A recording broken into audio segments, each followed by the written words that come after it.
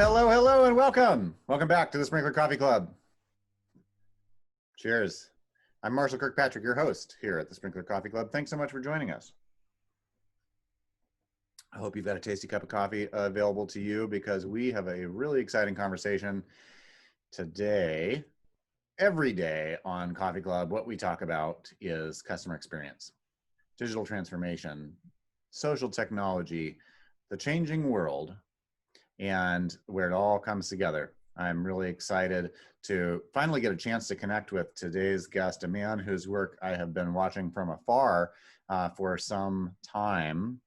It is Mr. Dan Gingiss, the author of Winning at Social Customer Care: How Top Brands Create Engaging Experiences on Social Media. Don't you want to know how top brands win by creating great experiences on social media? I know I do. We see it here at Sprinklr on a regular basis, but there are a few people in the world with as much wisdom and insight in the world at large as Mr. Dan Gingiss on this subject. So Dan, thanks so much for joining us today.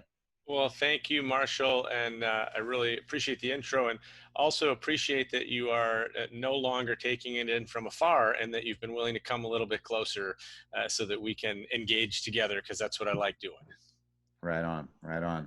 Real happy to have you on board today. So Dan, I introduced you referencing your first book, but you've got another book coming up soon. Can you tell us a little bit about that? Yeah, I am working on a second book, tentatively called The Experience Maker, which will teach companies and executives how to create remarkable experiences that people want to share. And that could be sharing in social media, or it could be sharing with their friends and family. And the basis for it is some really interesting research that shows that people are more willing to share positive customer experiences than negative ones.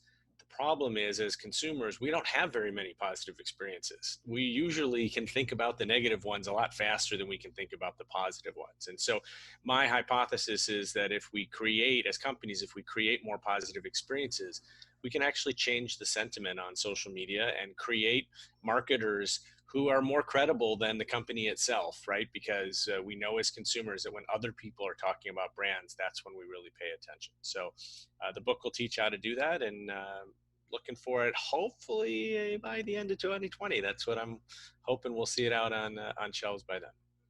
That's fantastic. Now, in the world of customer experience, customer care is, to my understanding, a subset of the larger customer experience, right? And you have talked about the practice of creating a social customer care philosophy. Have I got that right? What can you tell us about that?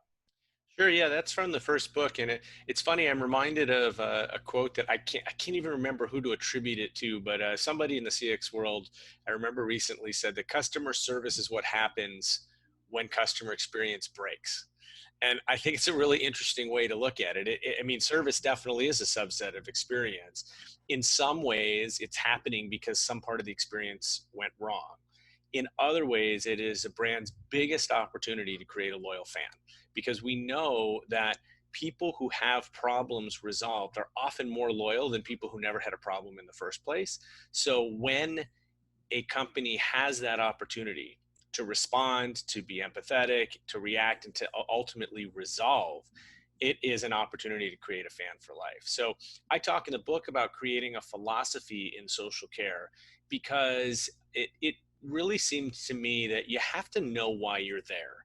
You can't just set up shop on social media, or really any channel, just because everybody else is doing it. And I would say, if you think about where we've been even recently, a lot of companies are checking the box in terms of filling our email boxes with, whether it's COVID-19 or it's George Floyd, all the emails sound the same, right? Because companies sort of feel like they have to check the box and say what everybody else is saying. And that's the point of creating a philosophy, is that the philosophy is really meant to be, what does your brand stand for, and what do you want to accomplish on social media? And so some of the things you think about are, well, what's our brand voice going to be? Are we going to be sarcastic millennial like Taco Bell? Are we going to be super formal like a bank? Or are we somewhere in the middle? What does our voice look like? What platforms are we going to be on? And that is often and should be based on where your customers are. When I worked at Humana and we were focused on Medicare Advantage, which is a product for 65-year-olds and above, it didn't really matter that we weren't on Snapchat, right? Because that's not where our customers were. But if we weren't on Facebook, we were missing a huge opportunity because we all know grandma and grandpa are on Facebook. Availability is part of the philosophy. Are you going to be available to answer questions 24/7, 7 days a week? If you are an international airline, yeah, you better be available then. If you're a local store, you don't have to be available 24/7. It's perfectly reasonable for you to be available during business hours, as long as you set the expectation by telling people when you're going to be available. I think oftentimes you'll see a philosophy around response time. Do we want to be one of the fastest in our industry? Do we want to be one of the fastest in any industry? Or do we just want to have a response time that is good enough? And again, you can use that as a lever one way or the other. And I'd say the other piece is about empowering your agents. And I often say that social agents should be empowered as much as any other customer service agent and not more, right? Because we don't want to teach customers that if they come to social, they'll get a better answer than if they call or if they email or if they go on the website.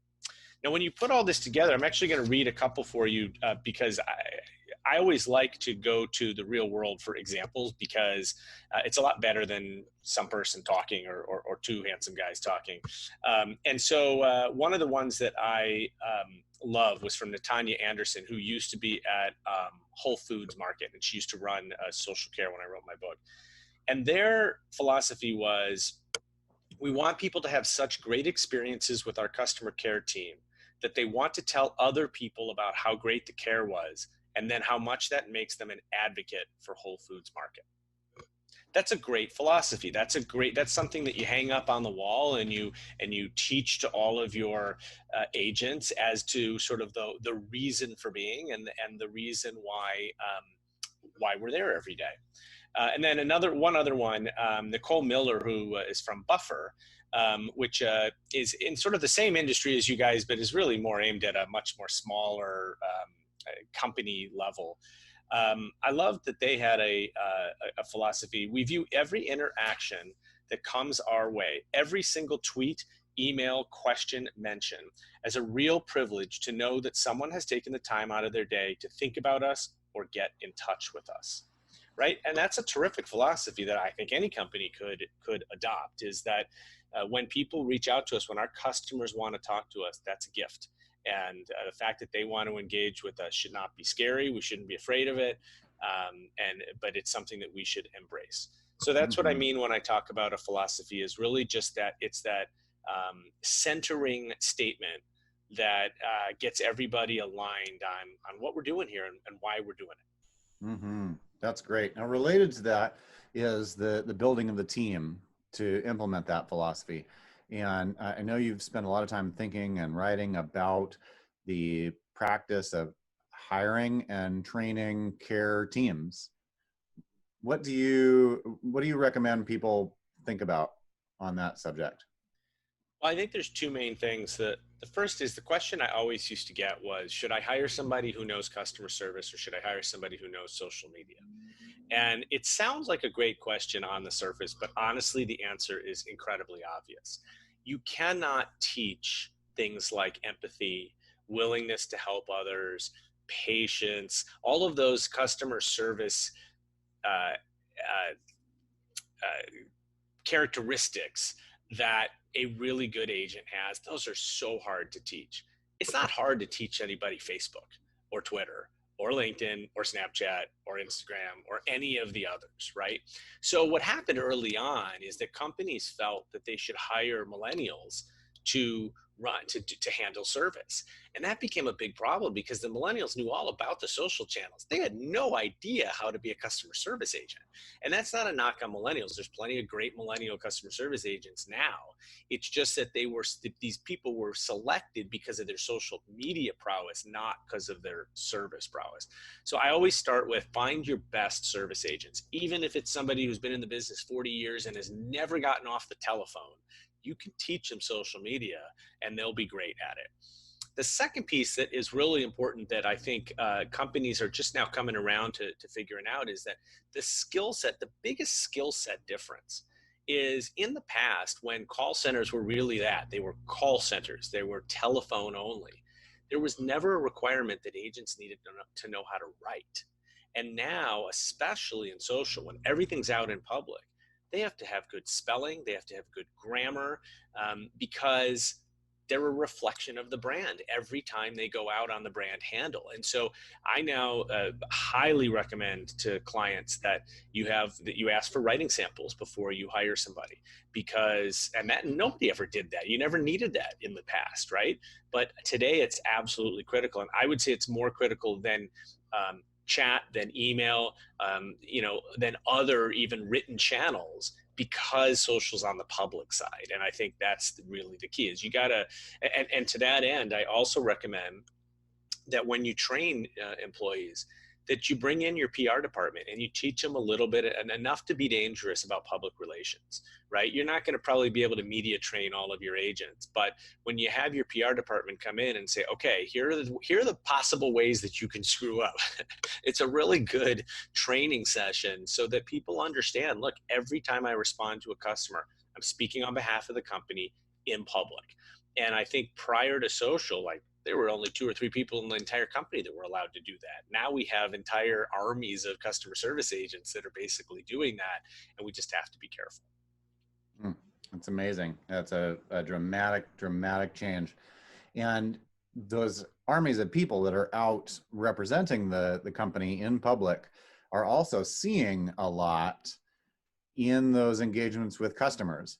The points of contact now have just proliferated. Can you share some advice about how brands can do the best job of integrating the insights and the function of social customer care with the rest of the enterprise? Sure.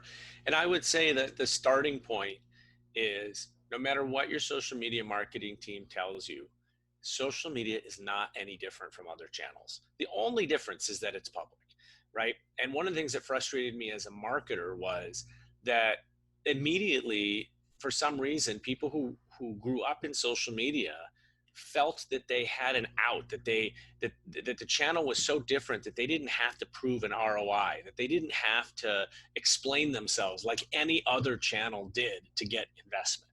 And I always thought that was a load of hooey. We'll keep this PG, right? I didn't think that made sense at all. Of course, social media should have the same responsibilities to prove ROI. If I'm going to spend my next marketing dollar and I'm determining whether it's going to be on my website, in email, in direct mail, in social, in search, I got to hold up that channel, compare it to anything else. Likewise, it's really important that social media on either the marketing side or the service side does not sit out on an island by itself and be treated differently by the organization. A social care team should be very well integrated into the customer service team. I think what's happened more recently is that companies are getting smart and they're cross-training agents on other, especially written channels. So the person who is handling social media may also be handling emails, or may also be handling live chat, which are similar in terms of how you service. And I think that's great because that causes more integration. Having the social care team have different access to FAQs or to other types of things, all that does is add more work, right? Because we all know that we should be getting the same answer in social as in other channels as well. So I think the integration piece is really important. And the first step there is just stop believing that social is such a different channel that we have to separate it out and put it in a corner. I think originally social marketing folks wanted that. They wanted the sort of protection by just being off on their own so they could kind of do their own thing. And I think what we all found was it's much better integrated. Another thing that you mentioned was listening and analytics. And I think, social is the ultimate focus group, right? Because you have millions of people who are talking about, even if they're not talking about your brand specifically, they're likely talking about the types of products that you sell or services that you sell. They're talking about your competitors, they're talking about your industry. There's so much out there that you can glean. And that information is not just useful for the social media team, it's useful for the entire company. Right. One of the stories that I tell in my book is about Otterbox, the phone case company. And through social listening, they heard that a lot of people were taking their phones into the shower because they wanted to listen to music.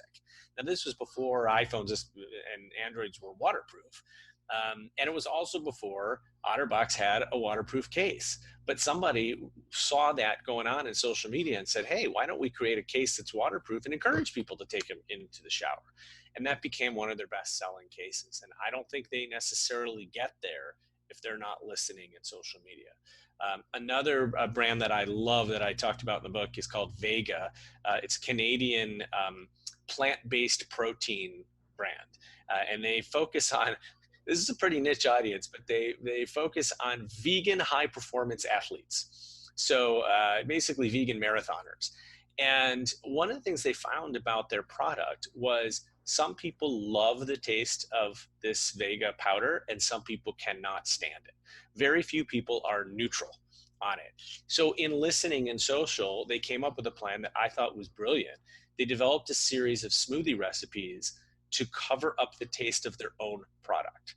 And they put out these recipes and they converted the people who literally were complaining and saying, wow, this thing tastes terrible, into brand advocates who are saying, great, I love this. And as it turns out, I think vegan high performance athletes may not have had many other choices. But I think it was a great way to take listening and integrate it into, in this case, marketing, or in the Otterbox case, integrating it into product development. Mm-hmm.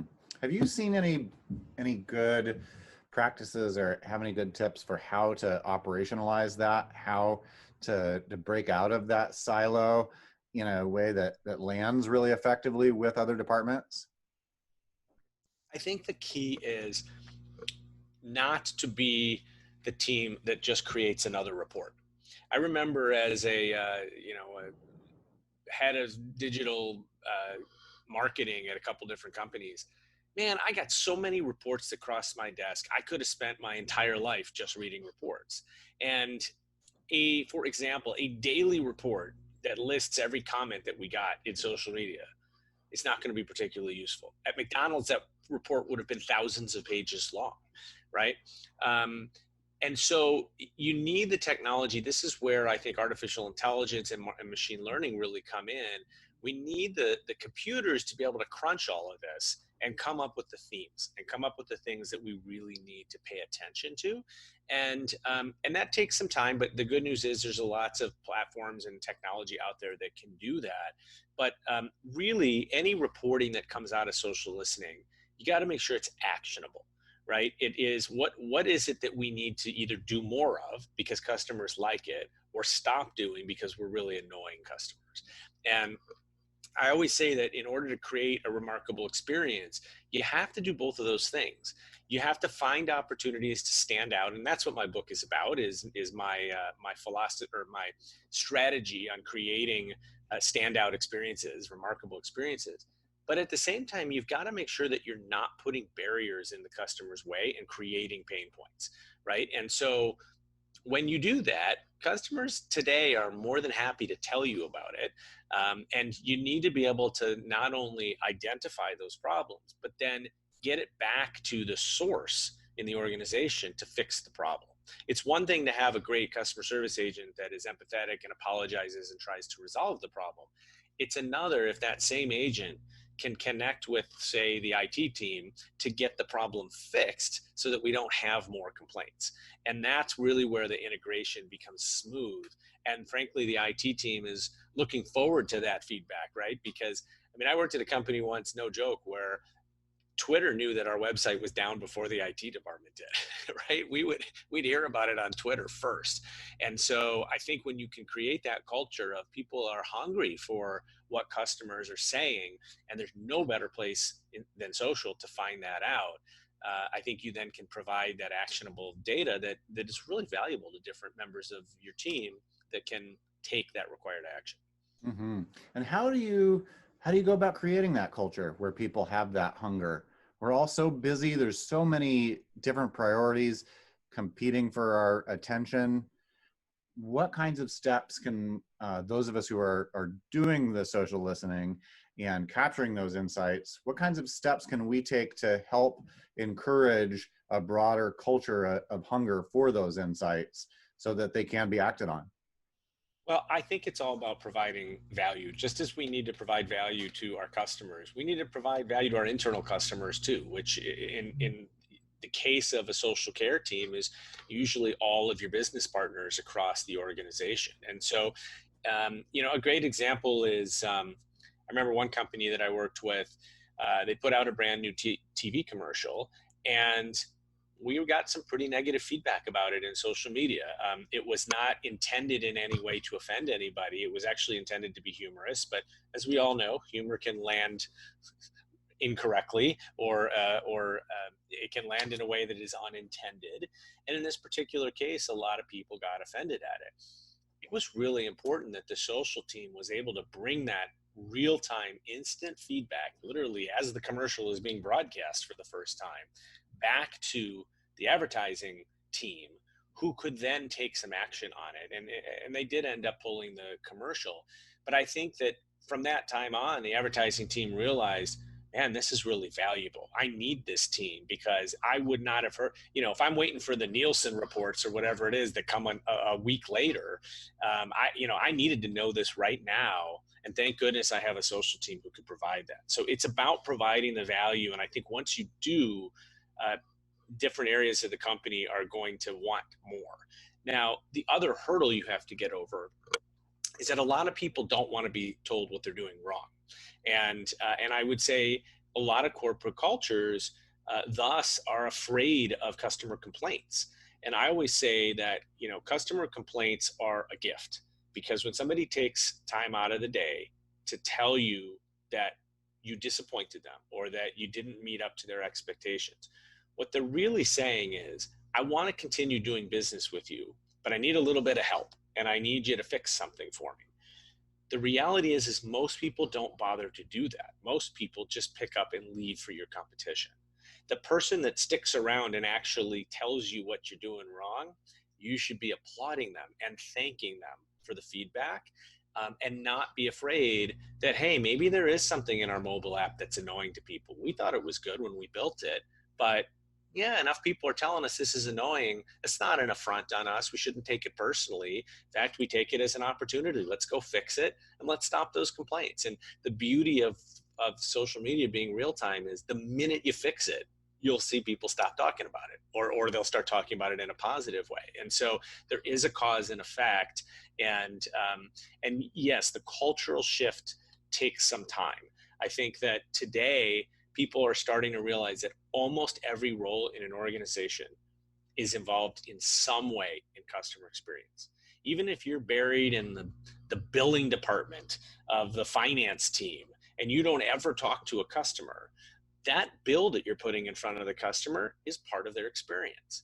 And how that bill is laid out, and whether it's clear, and whether it uses clear language, and whether it's friendly, and all that, these are huge opportunities to establish or improve a relationship with a company while you're asking them for money, or with a customer while you're asking them for money. So don't think just because you're buried in the billing department, you don't have anything to do with customer experience. Let's say you're in the HR department. You say, well, I don't talk to customers.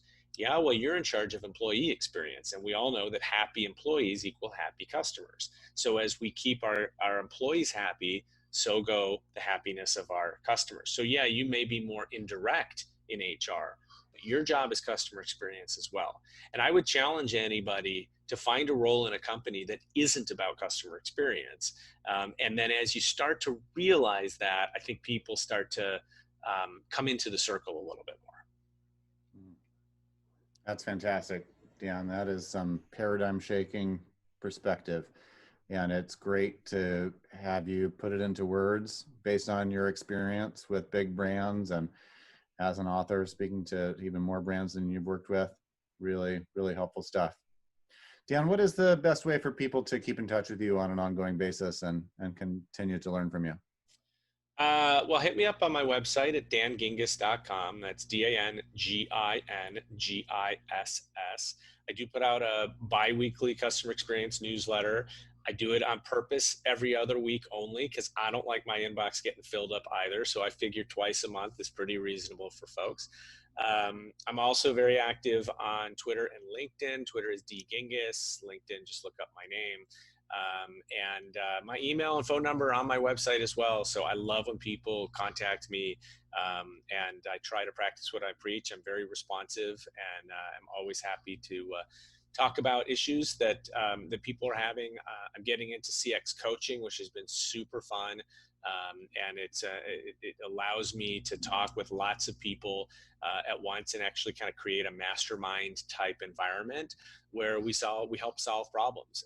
And because this is challenging, and the world we live in is challenging, and we can. There's plenty of books that haven't been written yet on how to solve some of the problems that are facing companies right now. And so oftentimes it helps to talk to somebody that has either worked with other companies or frankly is in the same role in another company that's facing the same kind of challenge. So reach out in any way, and always happy to talk. That's fantastic. Well, thanks so much for being a part of our community here at the Sprinklr Coffee Club. And thank you to everyone who has taken the time to watch this conversation. I hope you'll connect with Dan and connect with us here at Sprinklr. And I hope that you will join us next time for another tasty cup of coffee and a good conversation. Dan, thank you for your time, and we'll speak again soon. Thanks, Marshall.